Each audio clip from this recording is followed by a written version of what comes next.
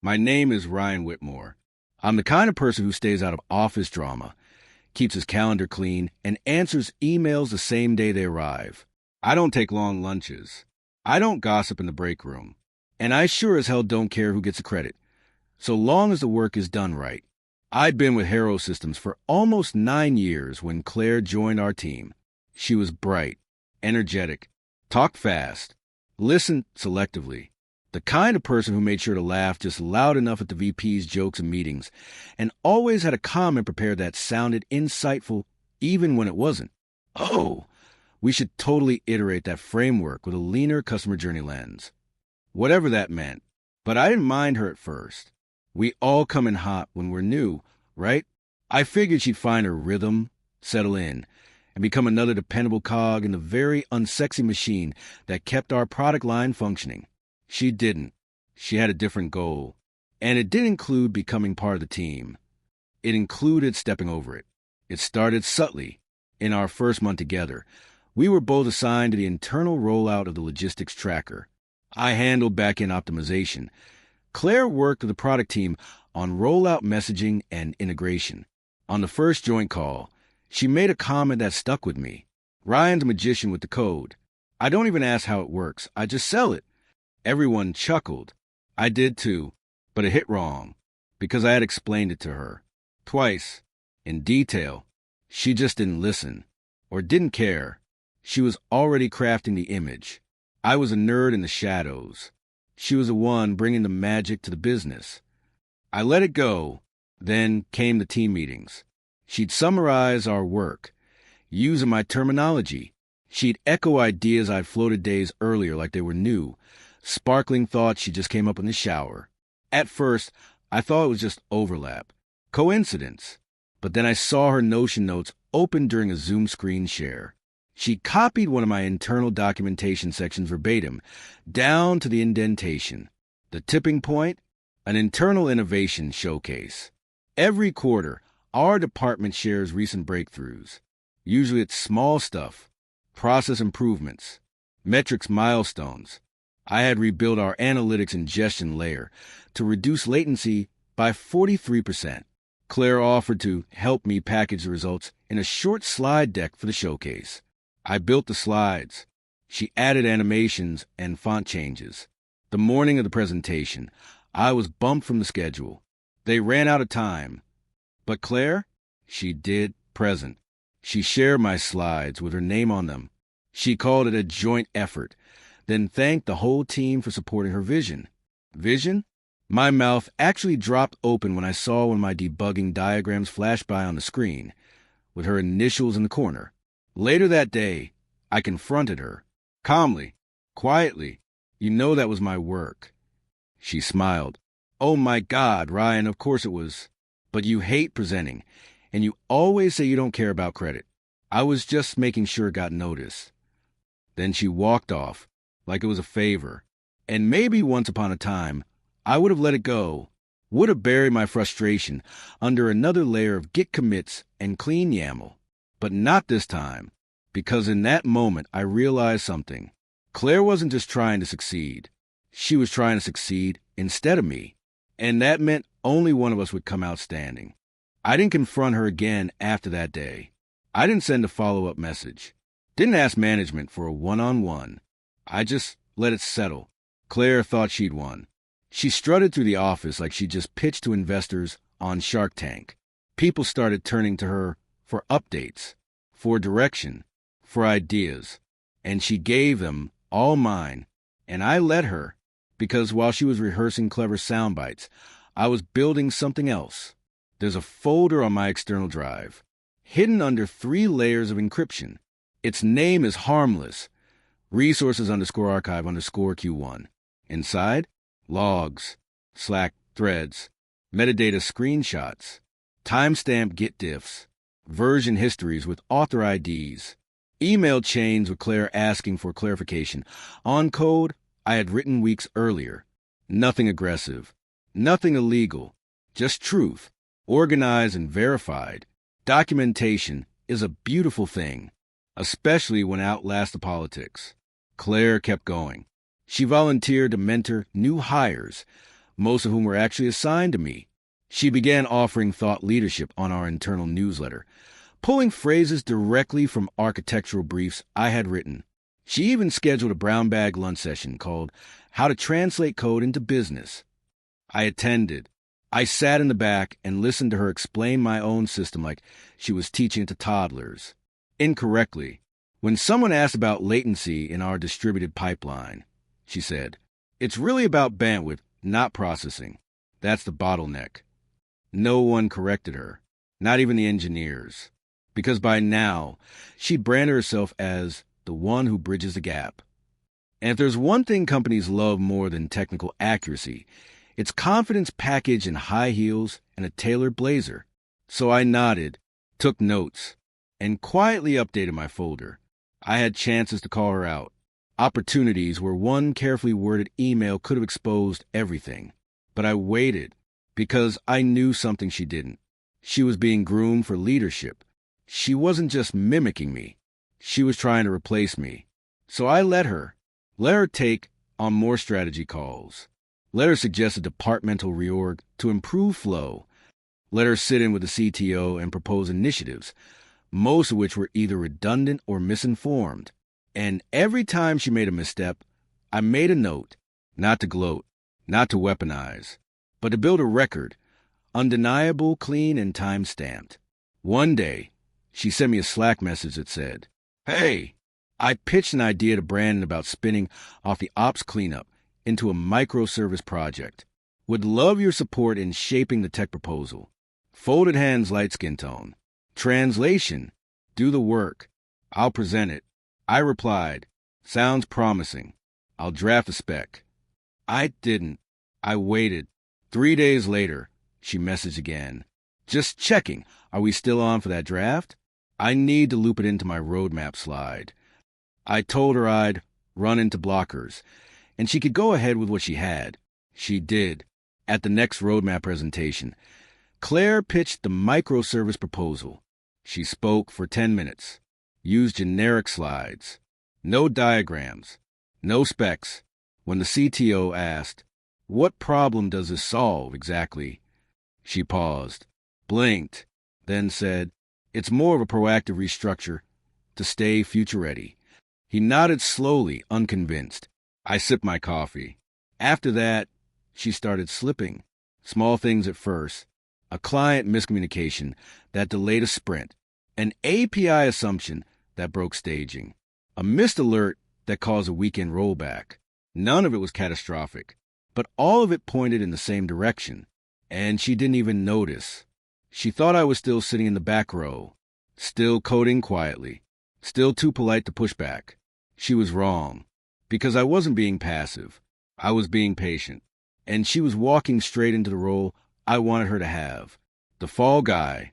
By Q3, Claire had enough internal momentum to do what she'd been angling for since day one. Pitch a flagship initiative to the executive team, a cross-functional modernization sprint, to overhaul our aging logistics module. It was flashy, it was risky, and it was greenlit. With her as the project lead, she pitched in a room full of applause, said all the right things, buzzwords in sequence, like they were fed through a teleprompter. This is about owning our delivery timeline, about showing the market that we move as fast as our customers do. I watched from the side of the room. I wasn't mentioned, not in the proposal, not in the resourcing plan, not in the credit slides. And that was perfect, because the trap had already started. See, Claire assumed leadership meant knowing who to delegate to, but she didn't know what to delegate, only that things needed to be done. She gave high-level instructions, set arbitrary deadlines, held long meetings that produced bullet points, not code. She assigned roles with confidence, but no structure. The API team got front-end tickets. The database team was told to just mock for now. Engineers were frustrated. Design was confused. QA wasn't looped in at all. But no one said anything, because she was VP adjacent now. And I was just a helpful legacy staffer. She did, however, ask me to sit in as a technical resource. Not lead, not guide, just sit, I'd love for you to weigh in if anything gets too technical, she said, with a smile that didn't reach her eyes. I nodded, and I sat in, and I documented. Over the next 5 weeks, I watched her burn every ounce of credibility she thought she'd earned. The client portal failed 2 user flows. The cloud deployment architecture was misconfigured. The first internal demo crashed halfway through. Still, she powered on, posting status updates, scheduling energy check-ins, framing everything as learning in public. And the C-suite bought it, at least for a while. They loved the optimism, the initiative, the look of leadership. They didn't see the architecture diagram she never finished, or the stand-up she stopped attending, or the engineers going home angry every night. But I saw it, and I recorded every piece. Then came the real break. We had a stakeholder review scheduled. 3 clients invited to see early progress and give feedback. Claire scheduled it with full confidence. I offered to help her prepare. Maybe we do a dry run, I suggested. Totally, she said. Let's do that tomorrow morning. She never followed up. She didn't ask for help. Didn't ask what was working and what wasn't. She was too busy building a brand to check the foundation. The day of the demo came. Big room, 2 external partners, CTO present, clients dialing in over Zoom. Claire opened with a speech. This is just the beginning. We're showing raw progress, real iteration, and the kind of agility that makes us different. Then she clicked Run Demo. Nothing happened. She clicked again. White screen. Loading bar. Frozen. Everyone stared. Someone coughed. Just a small hiccup, she said, refreshing the tab. Let's try the backup link. She pasted in a second link. Same result. Blank dashboard. No data. No logic. No structure. Just a shell. One of the clients leaned into the camera. Is this connected to any real endpoint? Claire glanced at me, and that's when I spoke. Calmly. Evenly. No, it's not. The endpoint wasn't authenticated. The OAuth token expired 3 days ago. I flagged it in the issue tracker on Monday. The room went dead silent. Claire blinked, then forced a laugh. Oh, wow. Okay, yes. We're still polishing some back-end logic. I continued. There's no back-end logic. The microservice wasn't deployed. The container wasn't built. The CTO looked from her to me. How long have you known this? 10 days. I logged everything. I could have stopped there, but I didn't. I pulled up the project board, showed the missing tickets, showed the failed commits, the build errors, the unassigned PRs. All of it projected onto the wall, 1 click at a time.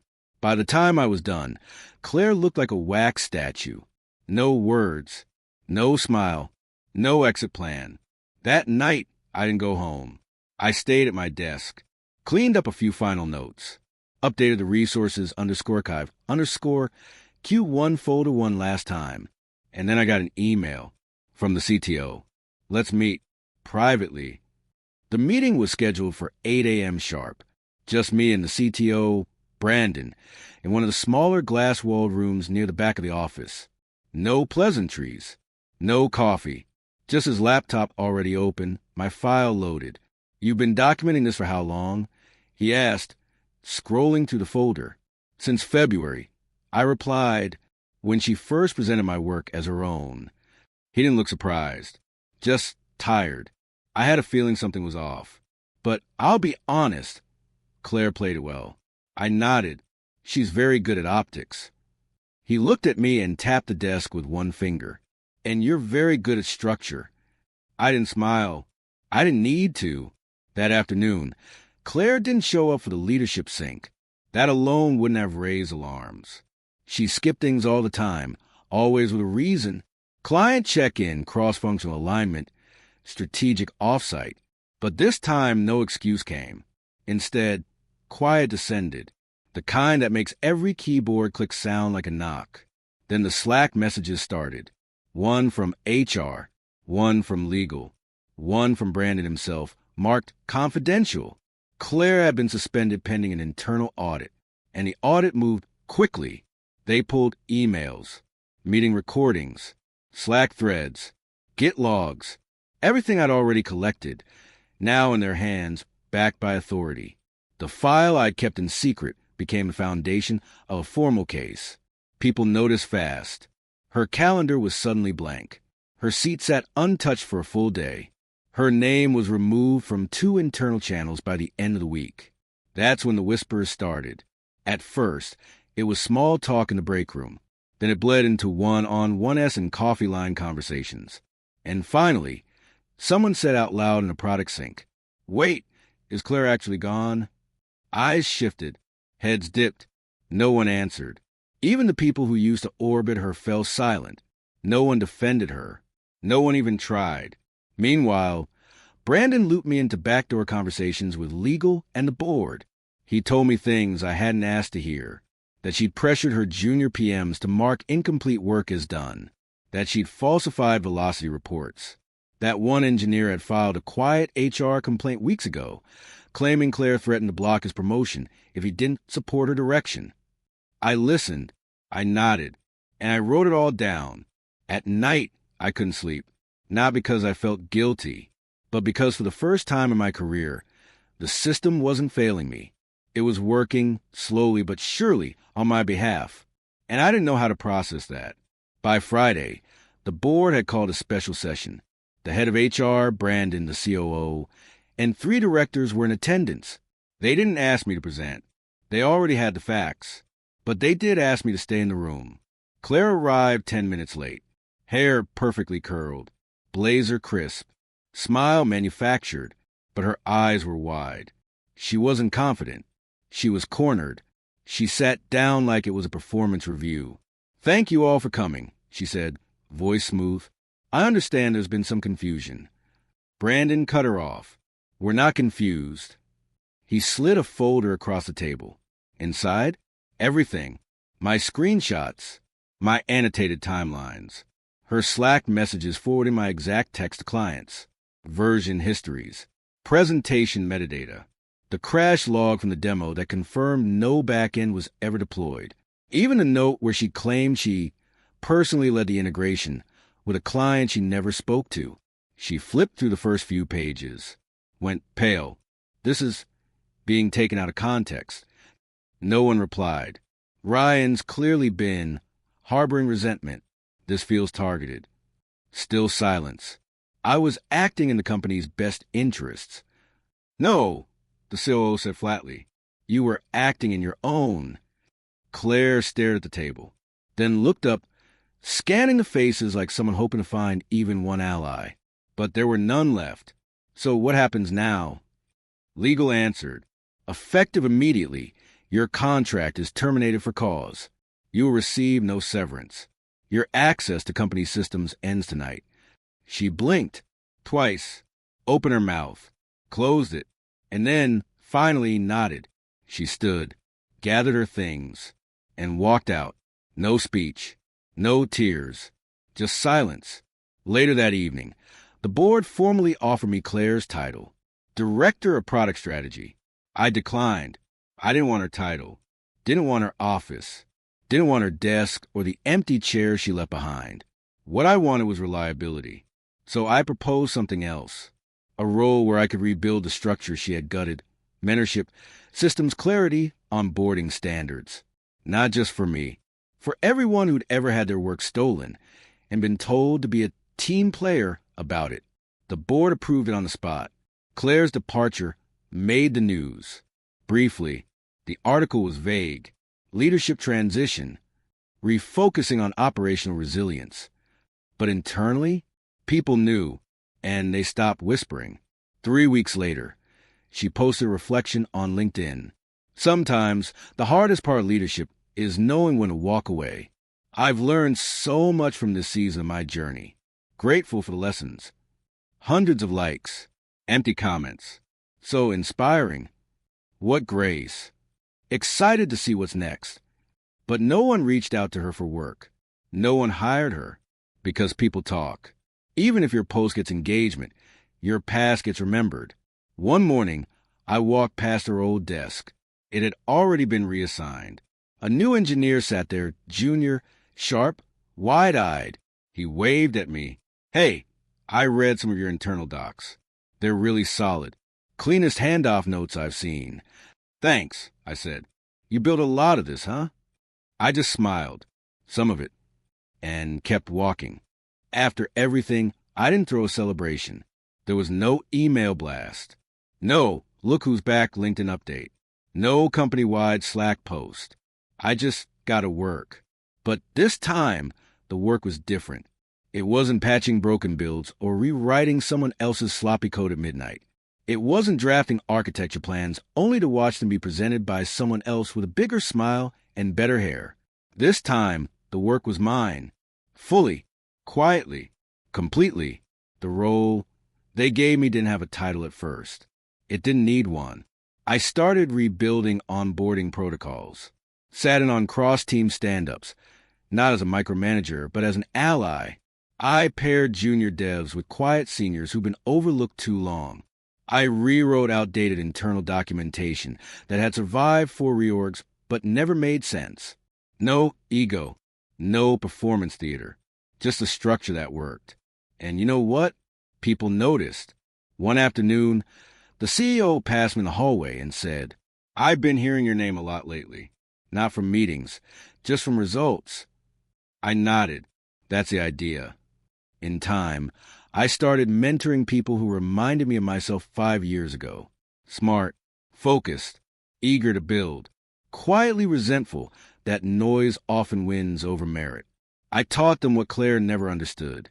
That real leadership isn't about visibility. It's about responsibility. And that revenge, the cold kind, the effective kind, doesn't need an audience. It just needs patience, proof, and a plan. A year later, we launched a new internal initiative, modular, scalable, and built on principles I had helped shape from the beginning. We didn't name it after anyone, didn't brand it with slogans or vanity acronyms. But everyone who mattered knew where it came from. And when the results rolled in, higher uptime, faster deployments, happier clients, people didn't cheer. They nodded, quietly, like they understood. Because the best kind of redemption is quiet. Not a speech, not a flame war, just stability where chaos used to live. Sometimes I think back to Claire. Wonder if she ever understood how close she came to actually building something meaningful. If only she had valued the process over the spotlight. But then I remember she gave me the best gift of all. She showed me exactly what not to become. And in doing so, gave me room to become what I was always meant to be. Not the loudest voice in the room. Not the most visible. Not the one on stage. Just the one with the blueprint. The one no one saw coming. Until it was too late.